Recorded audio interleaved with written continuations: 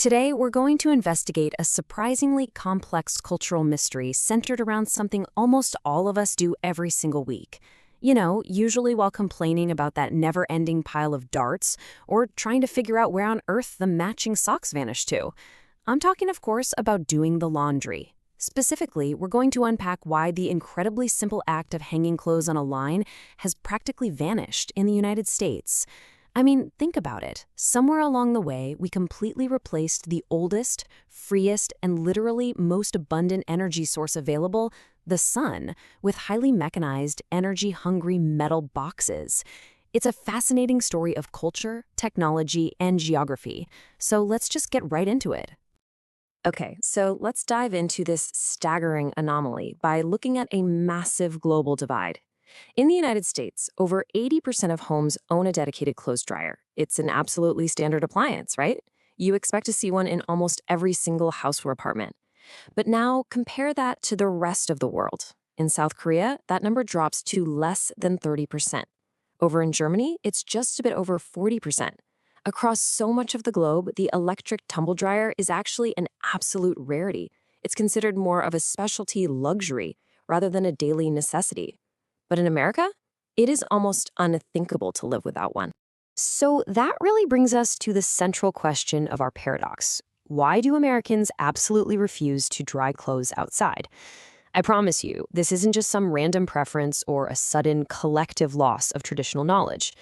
As we're about to see, this national quirk is actually the direct result of a carefully engineered century of aggressive corporate marketing, intense legal battles over neighborhood aesthetics, and honestly, some very genuine geographical hurdles that make line drying in America remarkably difficult.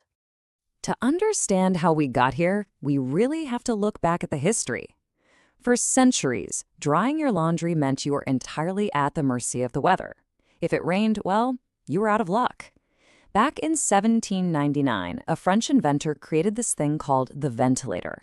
Basically, a hand-cranked metal drum that you spun over an open fire. It was faster than air drying, sure, but your clothes almost always came out smelling like a campfire, or worse, covered in actual scorch marks.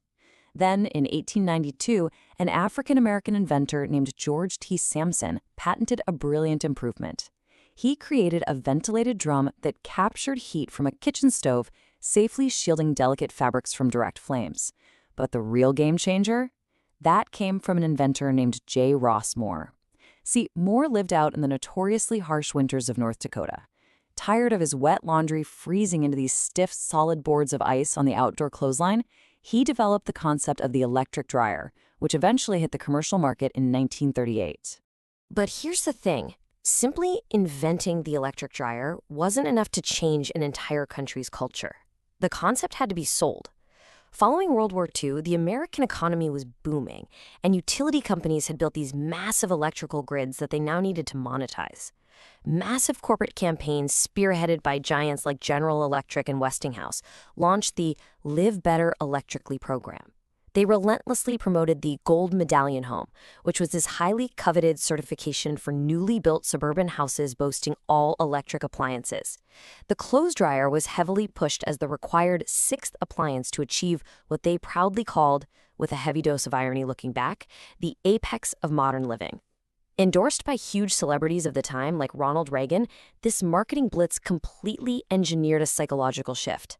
Electricity was framed as clean, safe, and even patriotic. The old-fashioned clothesline? Well, that was suddenly painted as outmoded, dirty, and just exhausting.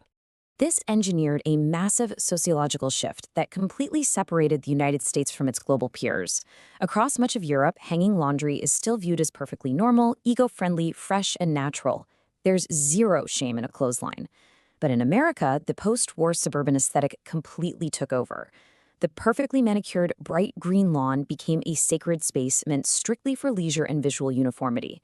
The clothesline, which represented functional, sweaty domestic labor, completely violated that pristine aesthetic. It became deeply stigmatized. Because middle-class families could easily afford mechanical dryers, hanging clothes outside suddenly became a highly visible marker of poverty.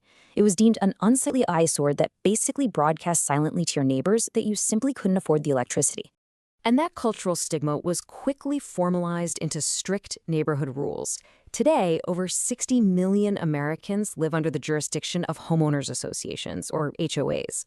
For many of these associations, a clothesline is explicitly banned, right alongside leaving a rusting car in your front lawn or painting your house neon pink. Why? Because of this incredibly widespread, persistent myth that visible laundry lowers local property values by up to 15%. I mean, think about that for a second. A simple, clean shirt drying in the wind was treated like a toxic hazard for home prices. Because of these strict rules, millions of Americans who might actually want to line dry their clothes to save money or reduce their environmental footprint are legally forbidden from doing so by their own community guidelines.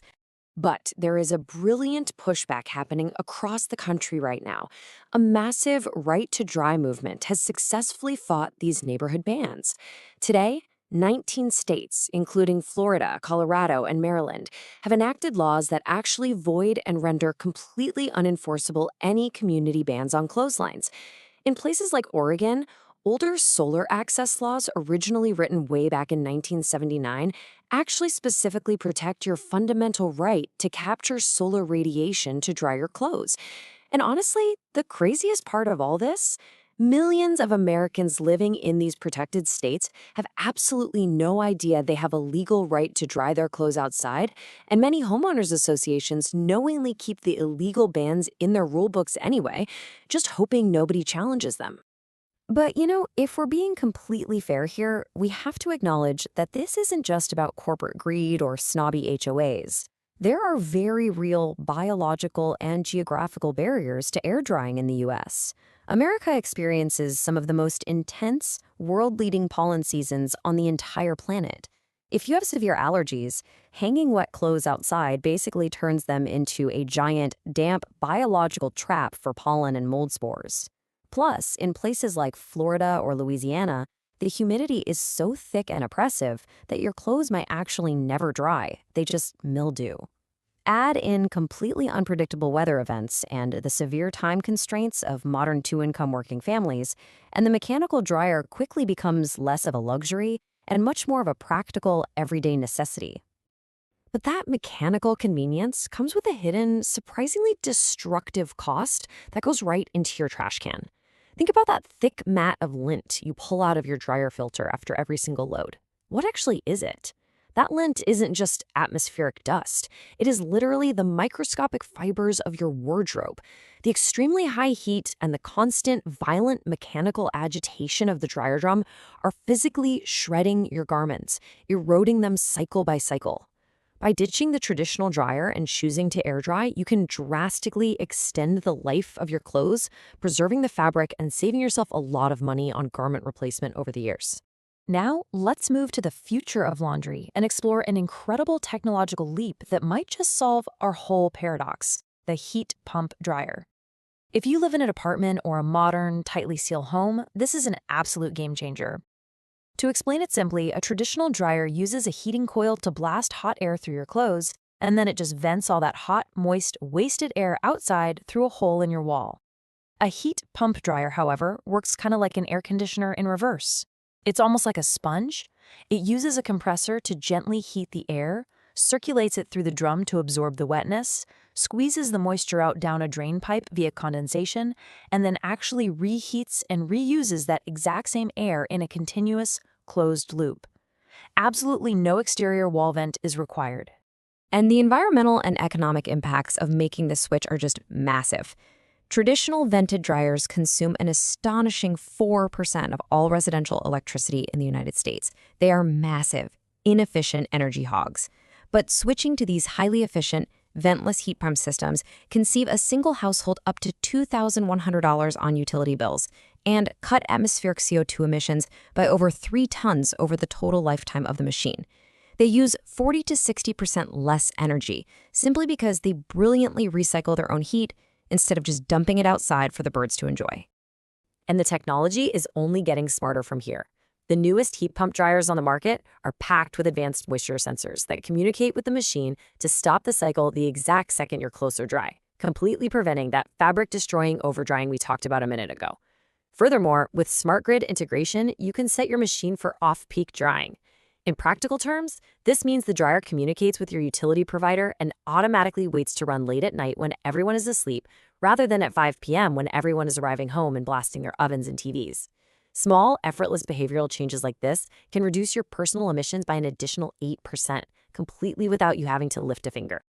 Which brings us to the end of our journey today. We've traveled from hand-cranked metal barrels over open campfires, right through the psychological marketing campaigns of the 1950s, past the neighborhood turf wars, and straight into the cutting-edge smart technology that literally recycles its own heat.